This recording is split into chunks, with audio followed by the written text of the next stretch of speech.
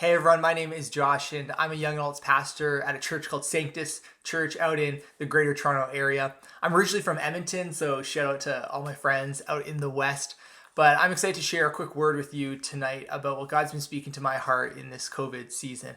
I was reading my Bible the other day and I was in Luke 10, and I don't know if you know the story of Martha and Mary. But I just really felt the Spirit was moving in my heart as I read it recently. If you don't know it, basically, Martha, she's preparing food, she's getting things ready. There's a bunch of people over at her house. She's working hard, and she gets frustrated because her sister, Mary, is sitting and listening to Jesus as he teaches in another room. And so Martha goes to Jesus and says, Jesus, would you tell my sister to come and help me? And I love how Jesus responds. He says, Martha, Martha, you are worried and upset about many things, but only one thing is needed. Mary has chosen what is better, and it will not be taken away from her.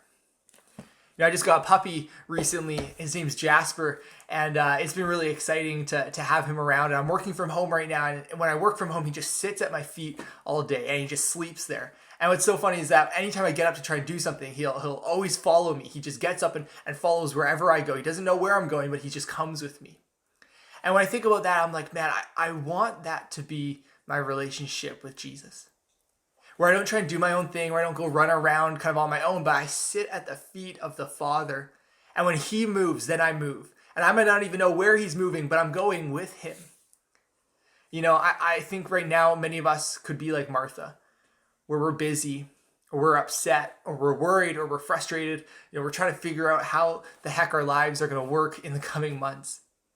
And I really think that God is calling us to actually just sit at his feet right now, to be patient, to wait on his Spirit to move. I think there's three things that can stop that from happening. And unlike in that time, we don't have Jesus maybe chilling in our living rooms anymore, but we have something even better. We have God's Spirit inside of us. And we can connect with God through prayer and through worship, and we can have that kind of intimacy with him. But I think there's three things that are stopping that from maybe happening in my life and maybe even in yours. The first one I think is busyness. Before COVID and even during COVID, so many of us, our lives are so full that we don't have time to just sit with Jesus. The other thing is distraction. If we don't learn how to control our phones and social media and just the noise of this world, how are we going to hear God's voice and his leading in our hearts and our lives?